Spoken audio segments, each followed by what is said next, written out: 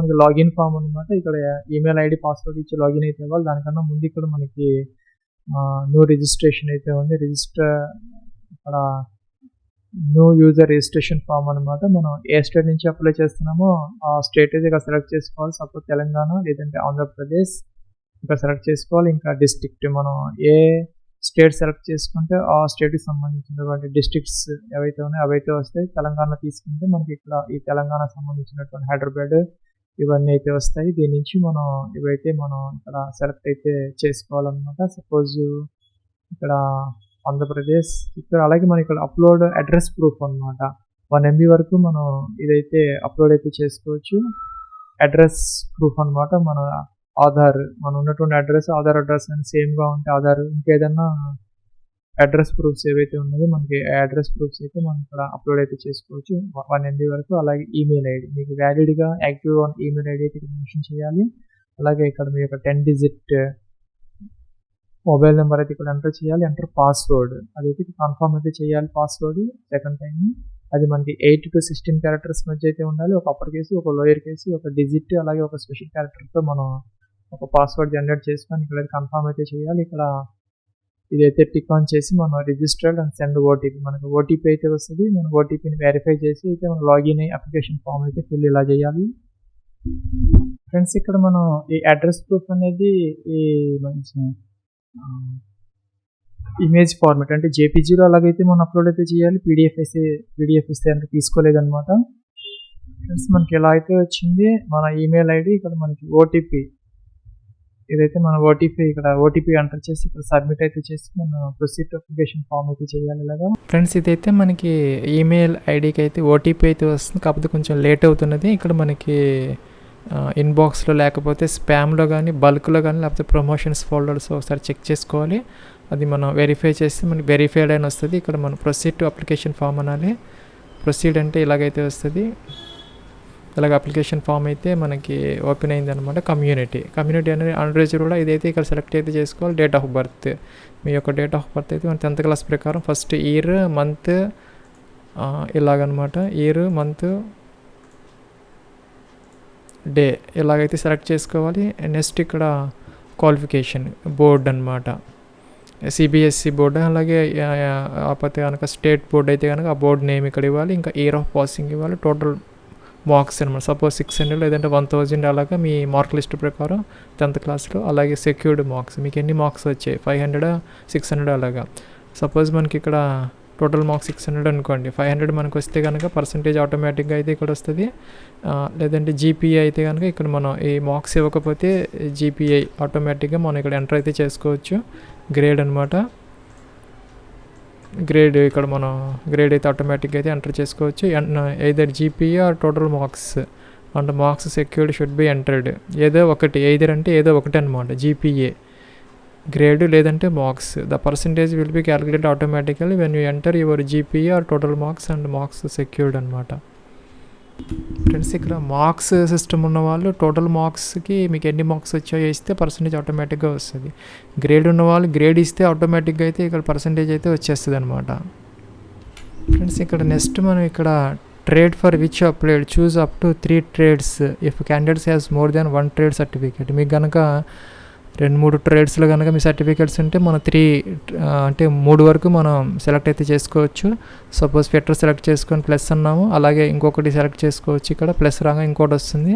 ఇలాగా మనకి ఎన్ని ట్రేడ్స్ మన సర్టిఫికేట్స్ ఉంటే అన్ని ట్రేడ్స్కి అయితే మనం దీని నుంచి అయితే సెలెక్ట్ అయితే చేసుకోవచ్చు. ఇంకా name of the candidate as per 10th class ప్రకారం మీ యొక్క ఫుల్ నేమ్ అయితే ఇక్కడ ఇవ్వాలి. మీ యొక్క ఫాదర్స్ నేమ్ ఇవ్వాలి.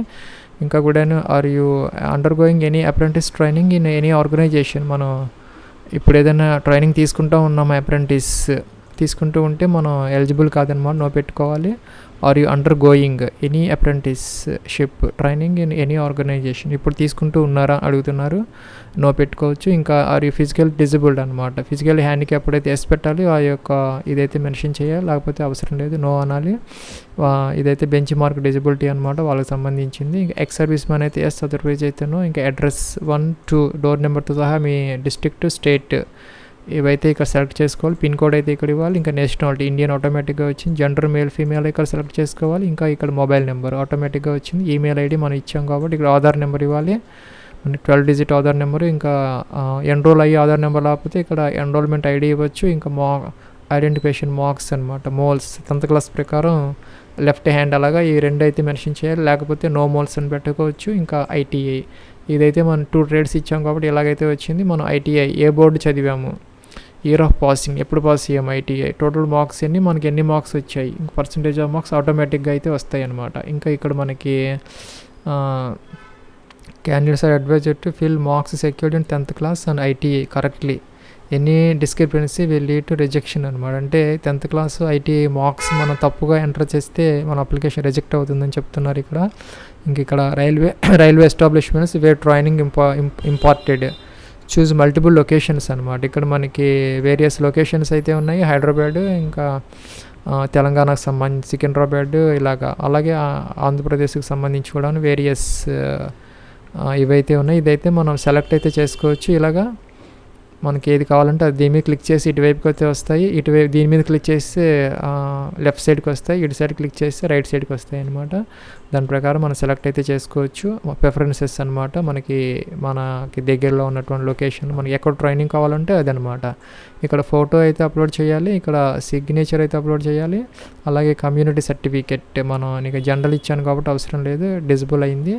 ఓబీసీ కూడా డిజబుల్ అయింది, నేను జనరల్ ఇచ్చాను కాబట్టి ఆయా క్యాండిడేట్స్ వాళ్ళు, ఆ కేటగిరీ వాళ్ళు అదైతే అప్లోడ్ అయితే చేయాలి. ఇంకా marks, education marks 10th class సంబంధించి, ఇంకా ఐటీఐ మార్క్ షీట్, మనం ఎన్ని ట్రేడ్స్కి ఇస్తే అన్ని ట్రేడ్స్ అన్నీ కూడా అప్లోడ్ చేయాలి. ఇంకా పీడబ్ల్యూడీ వాళ్ళైతే ఇది అప్లోడ్ చేయాలి. డిశ్చార్జ్ అంటే ఎక్స్ సర్వీస్ మ్యాన్ వాళ్ళైతే ఈ డిశ్చార్జ్ సర్టిఫికెట్, అలాగే ఆర్డీఏటీ రిజిస్ట్రేషన్ ఫామ్ అనమాట, పీడిఎఫ్లో అయితే ఇదైతే అప్లోడ్ అయితే చేయాలి.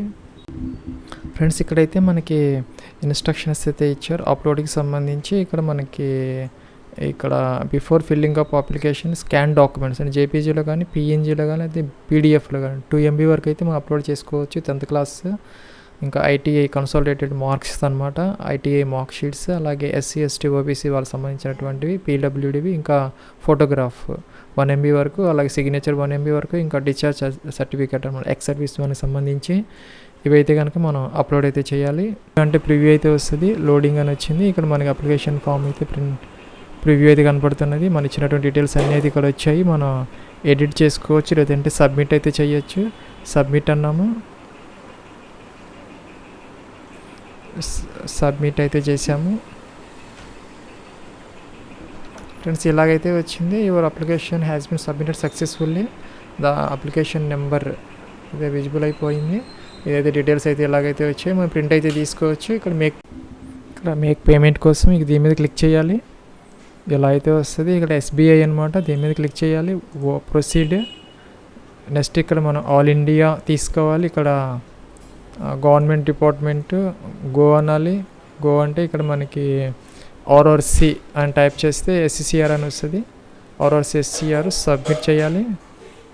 RRC SCR అని వచ్చింది. ఎగ్జామ్ ఫీజ్ అని సెలెక్ట్ చేసుకోవాలి. ఇక్కడికి వచ్చాము, ఇక్కడ ఎగ్జామ్ ఫీజు ఇది, మీ యొక్క పేరు ఇవ్వాలి, మీ యొక్క ట్రేడ్ ఫిట్టరా అదైతే మెన్షన్ చేయాలి, డేట్ ఆఫ్ బర్త్ ఇవ్వాలి, మొబైల్ నెంబర్ ఇవ్వాలి, ఫీజు అనమాట, ఇక్కడ రిక్రూట్మెంట్ ఫీజు అని కట్టాలి, టైప్ చేయాలి, మీ యొక్క name, date of birth, mobile number, email ID, ఈ క్యాప్చా ఇచ్చేసి మనం సబ్మిట్ చేసేసి అయితే ఫీజు అయితే పే చేయాలి. ఇలాగా ఫ్రెండ్స్ ఇక్కడ మన నెక్స్ట్ అయితే వచ్చింది, ఇక్కడ మనకి కన్ఫర్మ్ అయితే చేయాలి. కన్ఫర్మ్ చేసి ఇక్కడ మనకి క్రెడిట్ కార్డ్స్, డెబిట్ కార్డ్స్ ఎలా వచ్చాయి, రూపే, సపోజ్ మన దగ్గర రూపే కార్డు ఉంటే దీని మీద క్లిక్ చేస్తే ఇలాగైతే వస్తుంది. ఇక్కడ ఈ కార్డ్ డీటెయిల్స్ ఇచ్చేసి ఓటీపీ వ్యాలిడేట్ చేసి అమౌంట్ అయితే ఫీజు పే చేయొచ్చు. ఇది ఫ్రెండ్స్ మనకి SCR అప్రెంటిస్కి సంబంధించినటువంటి ఫీజు పేమెంట్ ప్రాసెస్.